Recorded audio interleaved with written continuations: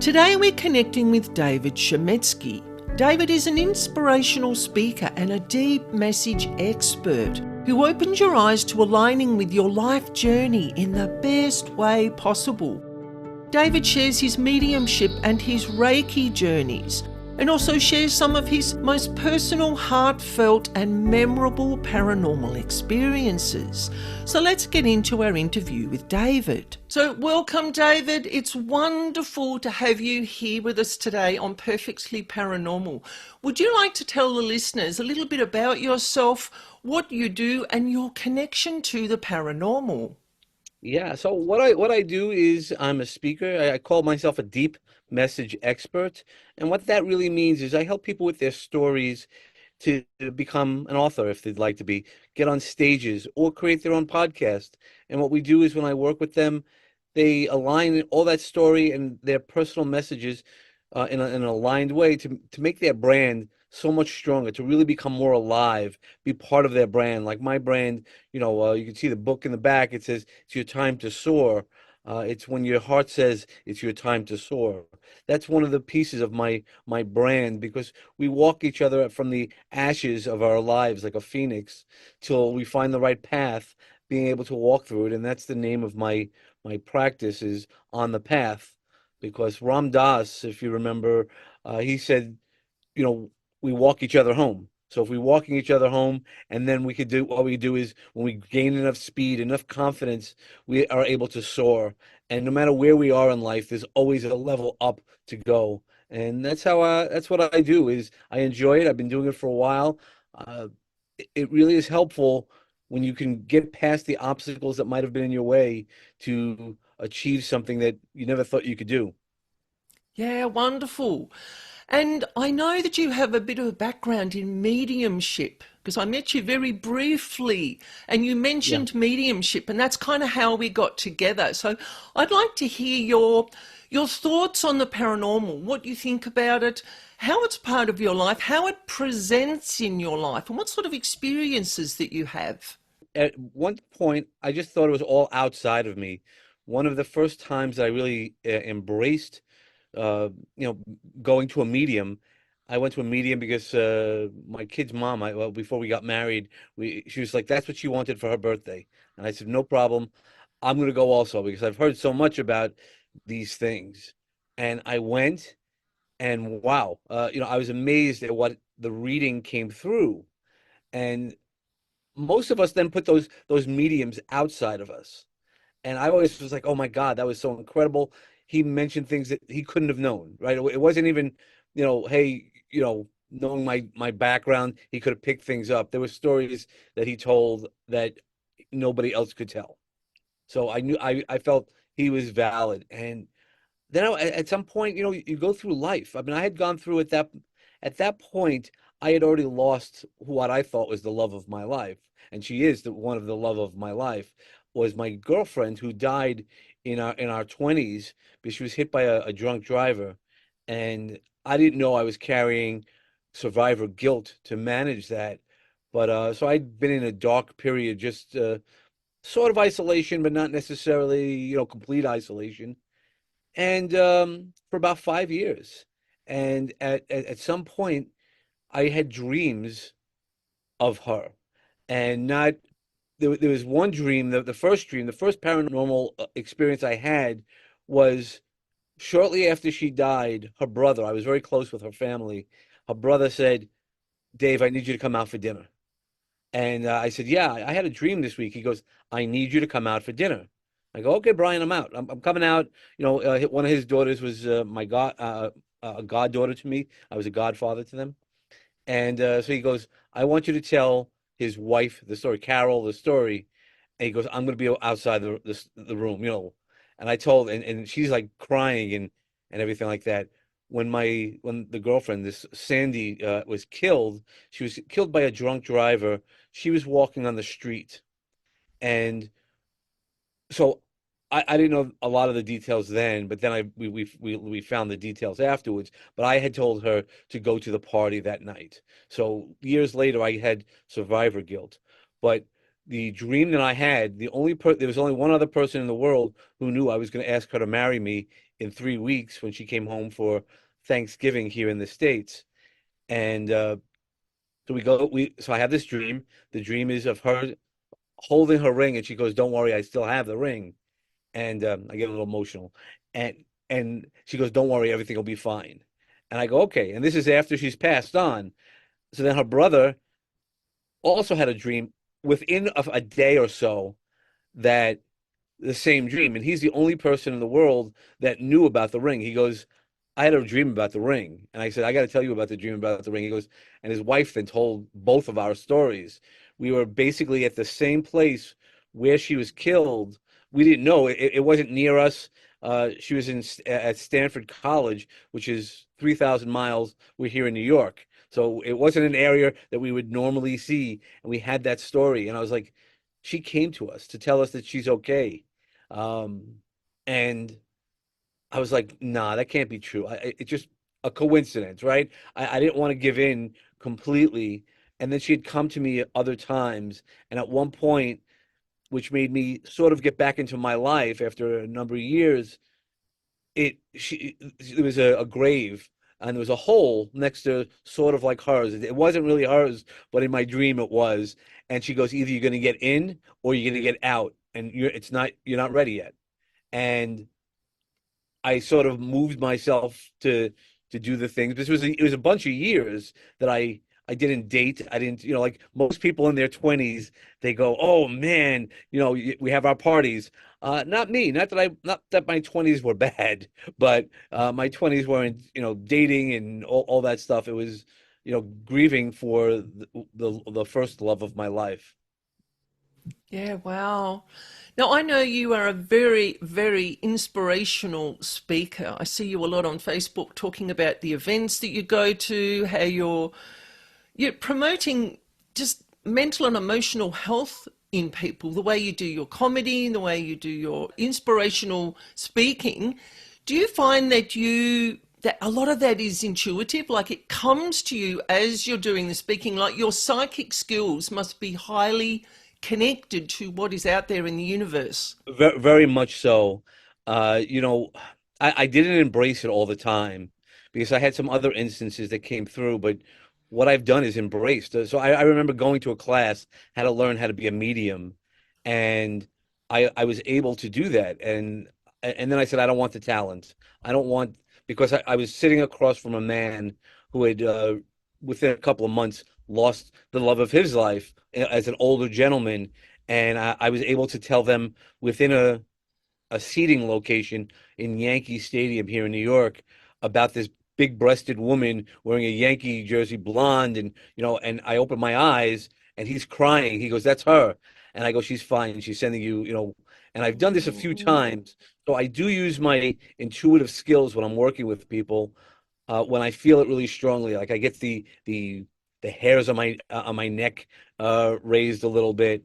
So, I do use it in the work that I do. And then that's why there's a lot of times when I speak, people are like, "Oh, that was great. Can you say that again?" I'm like, "No, I can't." I don't know where it's coming from. I do believe it's a gift of God. There's a lot of times that I hear the things that I need to tell other people. There's been times where I've reached out to friends and I go, "I know this is going to sound weird, but can I just share this with you?" And they're like, "How'd you know?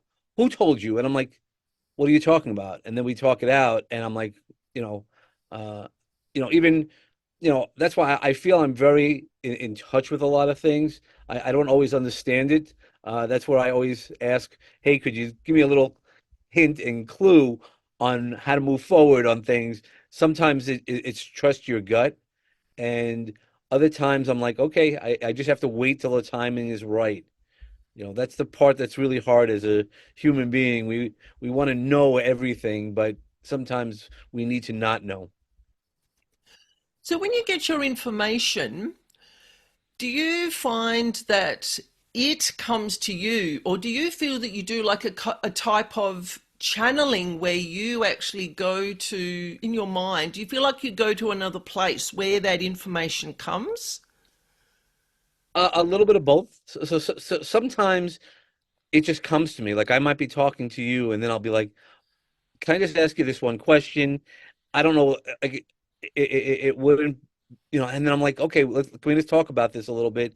And then we come. So it comes to me. I try to always be in that place to be open for certain things, but I've also asked not to do many readings because for me, I don't want to deal with the sadness. That was what, while this gentleman was happy that his partner was fine, though, seeing him cry, I was like, oh, I wanted to hug him. I wanted to, I'd like to use the skills that I've been granted differently. But there's times that I will. I have my friend Alex, who every now and then she's going through some challenges, and I go, your parents say this is exactly what you got to do. You can resist on it, but I go, I'm telling you. She goes, what are you talking about? And then I share, or I've shared just because they're almost yelling at me, like you need to tell her. And like there's certain days that I call her up and I'm like, I know we haven't spoken in a while. Is this going on? She goes, what did you know? Who called you? And I'm like, I'm telling you, your parents came to me and they're telling you what to do. It's up to you to do it. So there's sometimes that I feel, and I'd heard this quote once that God sometimes works anonymously through us. And I love that quote because then it further, for me, it's some of my gifts I know are God given. I have and I just posted something like that today, where I said I never thought I was a religious person because I had the bar too high, and not that the bar moved. It was that I rose because I now see things differently. That God is for all of us, not just the people who follow every rule or whatever it is. It's your relationship with God, which is something that I've always shared, and I've always said that to people. It's our relationship with God. You don't have to be pious. Don't break the rules, but it's your relationship with God. God knows what's in your heart, and if you can be honest in your heart, it's like that. Anything else, like if you could be authentic in what you're doing, the magic will come to you. I find that God is not just about religion. I find it's more a spiritual connection. I find that when you take the word religion out of God, people relax more. Like I talk about God and I'm very spiritually based. I was brought up Catholic, but I don't particularly follow that regime of belief. I believe in everything. All the religions all come back to one point. They're all spiritual in nature. So what I Mhm. wanted to ask you is, when you talk to different types of people, whether they have religious backgrounds or non-religious backgrounds, do you find that you have to change the language to suit the way, or do your guides, your angels, whoever's speaking through you, do they change the language that you're using when you're speaking to specific people? I don't. I sometimes do lend myself to hear it, try to speak in the language that they understand. So when I work with people of a Christian faith, I might use the Jesus figure more often. But and I say, when we were, because my girls are raised Roman Catholic. I come from a Jewish faith, and I remember going to pre-Cana and talking to the priest, and we had, a really good time, and we built a really nice relationship. He said, "Am I going to have a problem?" And I said, "No. As far as I know, Jesus was Jewish when he passed, right? As, just historically, and he reports to God, right? And my faith believes that I talk directly to God, right? The Jewish faith believes there's no intermediary. We don't pray through somebody. We pray to Hashem or Yahweh. Again, many names. So using that opportunity, I always go, it's fine, man. I just talk to the boss directly. I don't use an operator, not being disrespectful. And we used to joke around when I would take my girls to religious training, and then I'd say, he'd be like, we'd sit in the front row. The girls love to sit in the front row. So here I am in the front row as a Jewish gentleman, and he goes, "You okay with the front row?" I go, "Well, I'm watching out for the other Jewish guy," and we just laugh about it because I feel if we're respectful of all of our religions, our beliefs, there's so much power in that, and that's why when I do Reiki as well, Reiki doesn't talk about, and even Buddhism doesn't really talk about it talks about the universal energy. And when we talk about the universal energy, if we can get past the names that we give, that's really where we're all at, that we're all human beings moving the energy. And that's what I like to talk about. So when I talk, and because also sometimes we get so stuck in our ideas. I had a conversation with somebody and I said, well, Jesus sinned, and no, no, no, no. And then she found a YouTube channel that that did say that he sinned. I didn't go, he's a sinner. He didn't do. We make mistakes. So if we make a mistake, we learn from those mistakes. There's no way he spent 33 years and didn't do anything that was wrong. And even speaking his truth, it was the wrong of society. Not saying it was wrong, but that's it. But having that conversation on really what we are and how we have those conversations. He was a great man. He was a philosopher. He cared about giving. He did all the things that we need to give and do. And that's where we could tap into that universal energy. That's the beauty. That's where our hearts are. If you think about it, we get out of our heads into our hearts. That's where the power really comes into, and that's where you feel the gift of God. Absolutely. So when you do your Reiki, do you do hands-on Reiki? Do you do long distance Reiki? And do you find that you get readings? Do you get information coming through for people as you're doing the work for them? I do. So I do some hands-on because some of the modalities I use to help people. One of them is called havening, which is a psychosensory touch modality to help people through traumas. And through that, but I don't touch anybody. I make sure that no matter what I do, I don't physically touch anybody. So there's no questions of inappropriate touch. Anything I ask when I do Reiki, I said I might be close to your body. Is that comfortable? If not, it's also okay because I don't know if you use Reiki, you feel the burning in your hands. Once you start tapping into that energy, your hands really start burning. I didn't know that. I remember when I first, the first friend that I experienced having it, my friend Patricia, she's like, feel my hands. She was going to do a healing. She was going to do this. She learned it, and her hands were burning. And I'm like, that's just crazy. And after she turned it off, the power, the energy, my hands got back to normal. And I didn't experience that till I started learning it.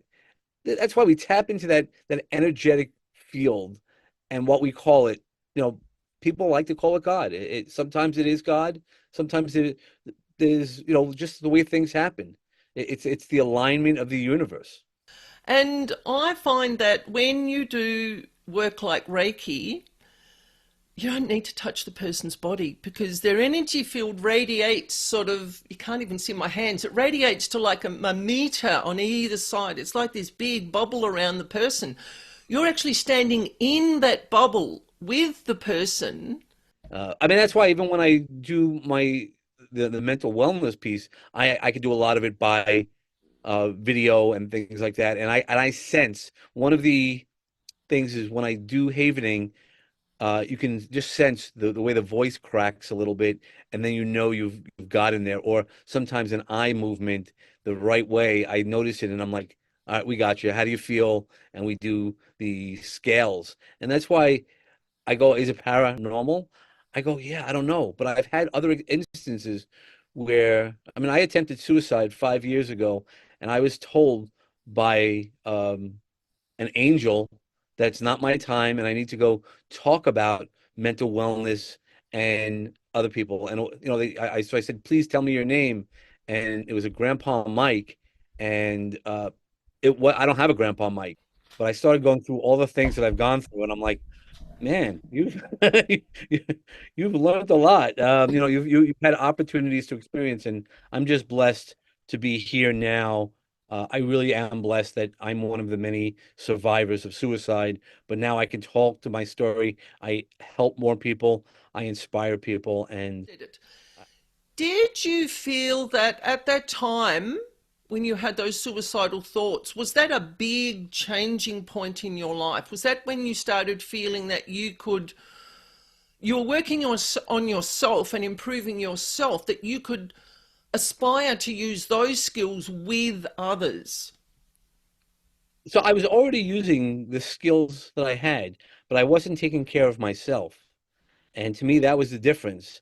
And while we hear many stories of people attempting suicide, and then having those second regrets afterwards, I was very comfortable. As part of my story, I wrote 50 letters to people to explain to them why I was doing it in a safe way, why I was doing it, and nothing anybody could have done could have changed my direction. Even when I felt I was losing consciousness, I was comfortable. Like, okay, buddy, here it is. It's kind of like when you go underwater and you're like, okay, I was comfortable. And then that's when that Grandpa Mike energy came to me and said, it's not your time. You're going back and you need to go talk about this. You need to do the things, make right. And even then, I've had some stories. I was once in the cemetery, and in the Jewish faith, when you have, they like to have 10 men. It's called a minyan. And there was one time I got hailed down in the middle of the cemetery. They needed an extra man. They go, would you mind helping us out? I go, I know exactly what you're doing. You don't need to explain, of course. And I left my daughter in the car. She was, 20 at that point, and we went in. Out of all the names to help this one gentleman who I knew didn't know, random, it was a Michael. And I was like, okay, I'm supposed to be. I get chills. Uh, I, I hear you. I hear you. Don't feel sad. You know, just keep your focus. So, it's all these like little paranormal stories that I've experienced that I'm like, okay, we could say it's coincidence, but it's a little bit more. I don't know how to explain it properly other than just saying it's that God energy. That's where I've really embraced the who I am, the authentic. So, one more part, when I attempted suicide, I used to have a nickname called Kid Ego since I was a teenager. And then afterwards, so after I got out of the attempt and everything, I had to go tell my kids about it. And if that doesn't make you lose your ego when you have to tell young teenage kids what you did, and since then, and I was told I need to talk about it, then that's what I do while I still have my ego. I don't want to make that. But when I, like this book behind you, when it came out, it was on the billboard in Times Square. And it was very hard to manage my ego because here it is as a New Yorker, as a human being, Times Square, right? The crossroads of the world. Here's your book up there. And I still embraced it. I enjoyed it, but I made sure I kept my ego in check. And I work really hard to keep my ego in check most of the time. I mean, even just recently, I went with my girls to a medium. We were uh, helping a friend who was teaching a medium class, and they go, "You know all the answers." Like, they said, "Could you ask any questions?" So I asked the question, and then they go, they're telling me, they're laughing. They're going, "You know all the answers." They go, "And all the answers that you say are right." And I'm thinking in my head, and they're like, "Yes, you're right." I'm like, okay. Um, it's just interesting, and I've noticed with other mediums as well, where I walk in, and they're like, "You have lots of energy."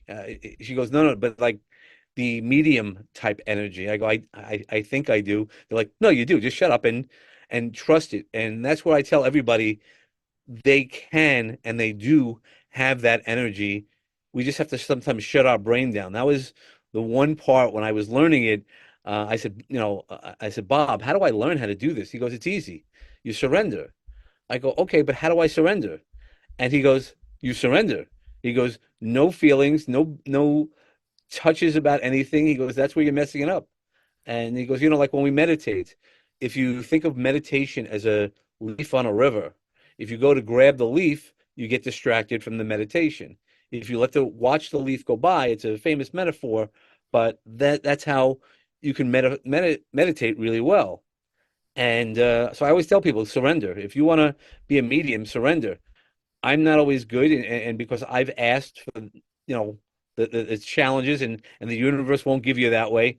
I choose not to want to get it too much into mediumship because I have other skills, and I think that's where I'm being led, and that's exactly what I've been told.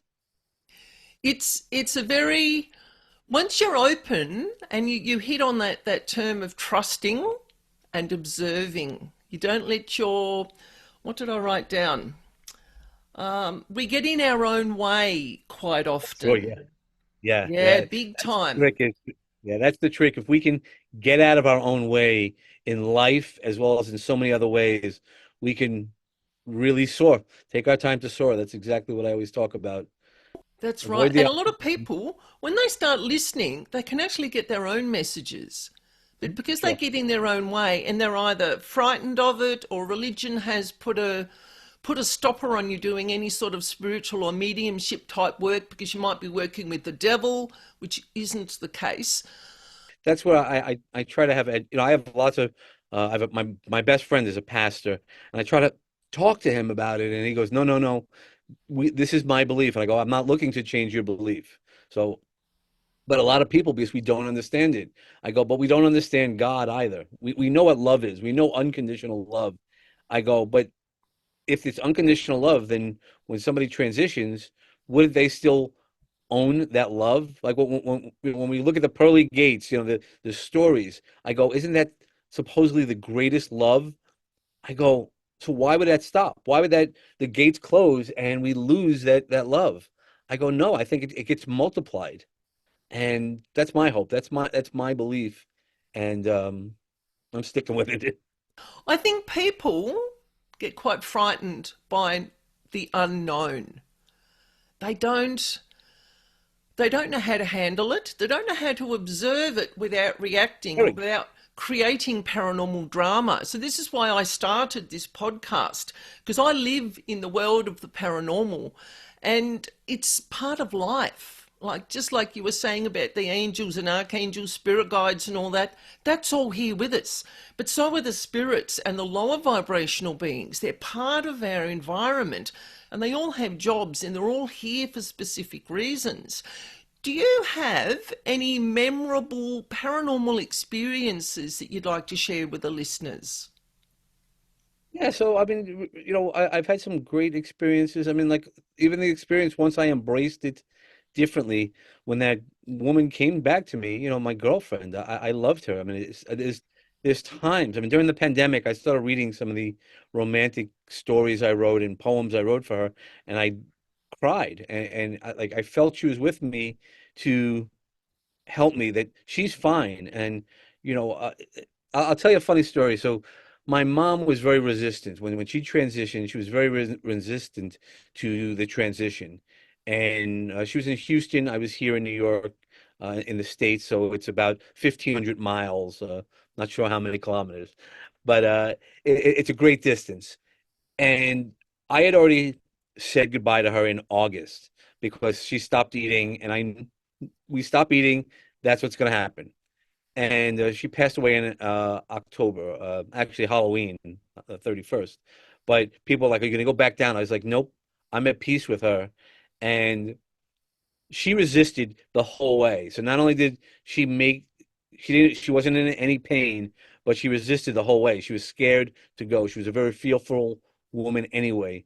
But then I'll tell you the funny story. This is the paranormal part is so she died at 6 a.m. On a Monday morning, and for whatever reason, the doctors, we had to fly her from, we were going to bury her here in New York, so we need to have them to sign the death certificate. The doctor didn't do it that day, so we lost the day that way.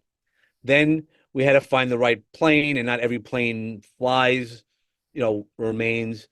And until she got there, then she gets back here in New York. They go into the hearse to pick her up at the airport, the transition, and the car breaks down.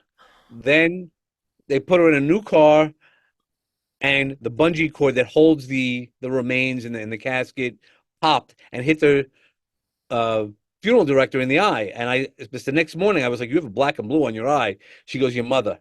And I'm like, I need to hear your story. Like it wasn't wrong, like she wasn't nasty. And I go, I need to hear that story. And that's how she told me about the bungee cord. They locked her in so that doesn't move around and it popped.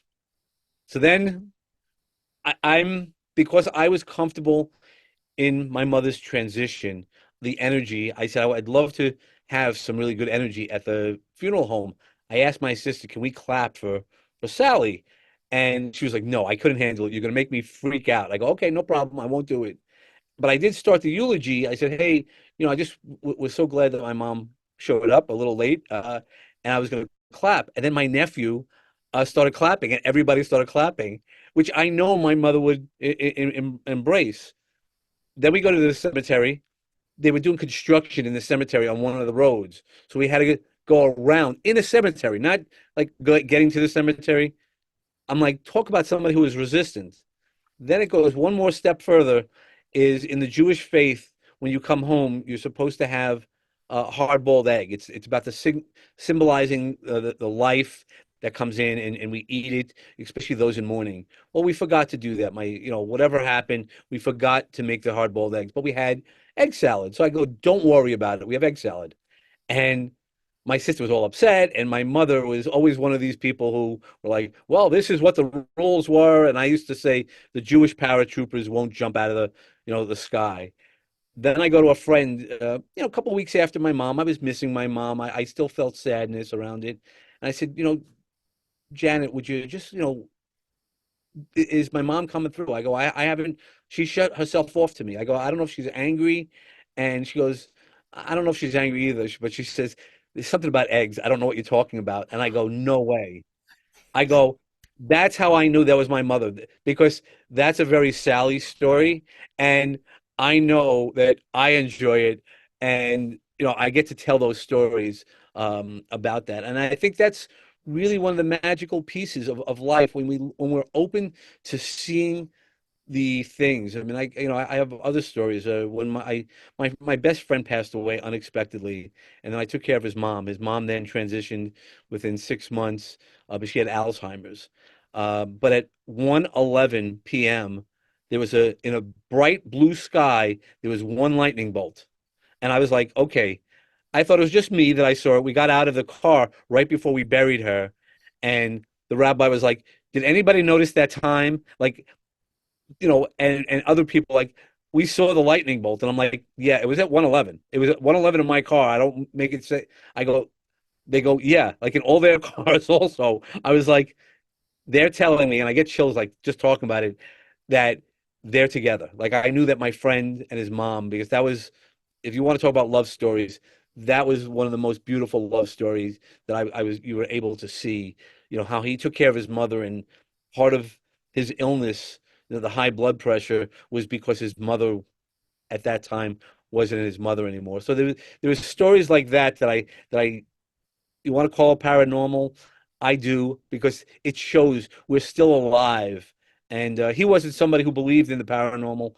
And I once asked, and he had come through, and I said, well, why do you believe it now? Like trying to push back with the medium. And he goes, yeah, I didn't see it from this end. He goes, now I'm seeing it from the other end. He goes, I'm right here with you. And I'm like, there's just so much that happens that way.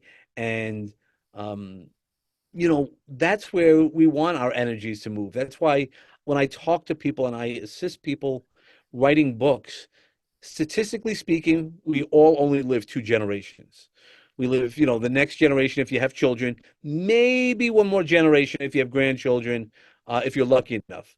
But great grandchildren, very rarely, and very rarely will your grandchildren talk too much about great grandpa, right? So to their kids, or so maybe 3 generations, but generally it's statistically it's 2 generations. And that's why I was like, hey, let's start creating these legacy books where we are able to tell our stories. Because while I was one of those rare people who knew a lot of the stories that my grandfathers told, I don't know them all. And I would love to, sit on that bench and have one more talk with my Zeta, and my grandmother, and my as I married into families, these stories of people, the richness of their lives, we don't get to touch them anymore when they're not with us. And if we don't know the stories, we lose the stories, because when we do then connect in a medium way, they just want to tell us that we're fine, and you're gonna, and they send love. They don't sit there and tell us stories. That's why we need to make more and more time with the people while we're here, appreciate them. And I make people, because I've had these sudden losses in my life, that I make people uncomfortable by saying I love you and mean it. Unconditional love. That doesn't mean I'm looking for you to say it back. It's really a conversation that my energy. That's why when I don't, the people that I aren't in my life who are still here, I still every morning during my gratitudes, I send love to them. I wish them peace and love. And when you can live that type of life, that becomes a different thing. That doesn't mean that I don't have days and I don't, curse or, nasty. It just means I try to always go back and recenter myself to who I am because I know the energies out there in the world.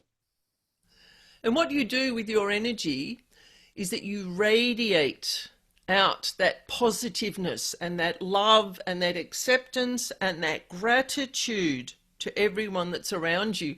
And whether people can openly receive that love, because some people don't really do the love word, they find it really tricky because of trauma and things they've gone through, they're still getting that energy that you're radiating out, whether they really want it or not. They're getting a little bit of that, and it makes them feel really, really good.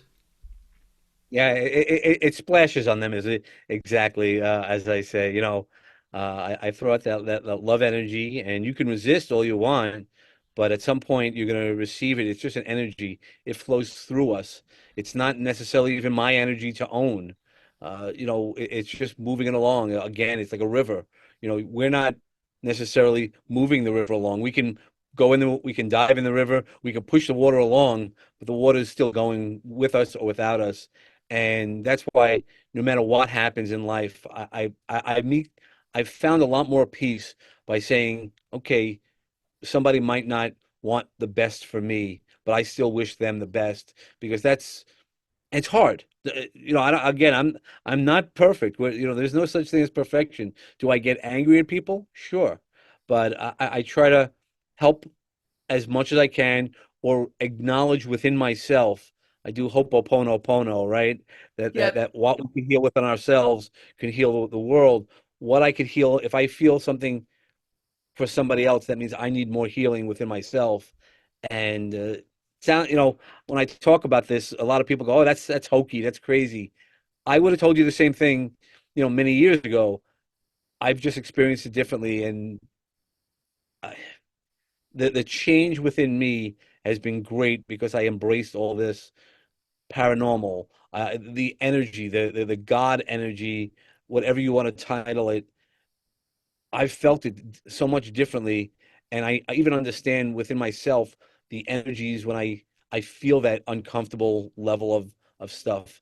And when we could do that, that's real true healing. When you can start attuning yourself and going through really bad situations, but knowing that the energy will still flow, once we can get through the rough seas. That is the perfect awareness to have, is to observe it and to appreciate it, and even the mistakes and the things that we find really difficult. There's always learning in them. There's always something that we can take from it. Now, would you like to share, David? Would you like to share with everyone how they can connect with you and learn about what you're doing, how they can find you, where you are on all the social media platforms? Yeah, well, the great thing is my last name is very unique, so there's not too many of us. It's not a John Smith. So David Chametzky, davidchametzky.com. And the way to spell Chametzky is Chametzky. A lot of people get scared, so it's davidchametzky.com. That's my website, so you can see some of the work I do. We're in the process of updating it with some of the other work that I've brought in the scope a little bit. Or on social media, I'm David Chametzky. It's just easy to be who I am and be as authentic as possible. I do have a podcast called Peace, Love, and Bring a Bat. And the Bring a Bat is not about violence or even sports. It's about being awesome today, being authentic thoughts, bringing authentic thoughts. So there's a lot of different things that we do. And when you swing a baseball bat, you want to be in the right balance to hit it right well. You want to hit your sweet spot. There's a certain part at the end of the bat, the sweet spot, where you could hit it on the sweet spot and still not make a home run, still not get a home run. But if you've done the best that you could do, I think that's the real mission for all of us. If we could do the best that we can do, that's all we can ask for. No matter what our results are, doing the best that we can do with the love that we have and the energies that we use in a balanced way, you're always going to be successful. You were such an inspiration. You really do put a great big smile on my face. You're Thank you. amazing. Now, I will, of course, include all of your contact details in the description box for the podcast and on my YouTube channel. And I just really want to say thank you, thank you, thank you, thank you so much for coming on Perfectly Paranormal today. It's been a pleasure. Thank you for the opportunity. I so appreciate it. I know you and I said we had our little challenges, but the universe brings it exactly when it's supposed to be, and this is the exact moment. So thank you, and God bless you for the opportunity.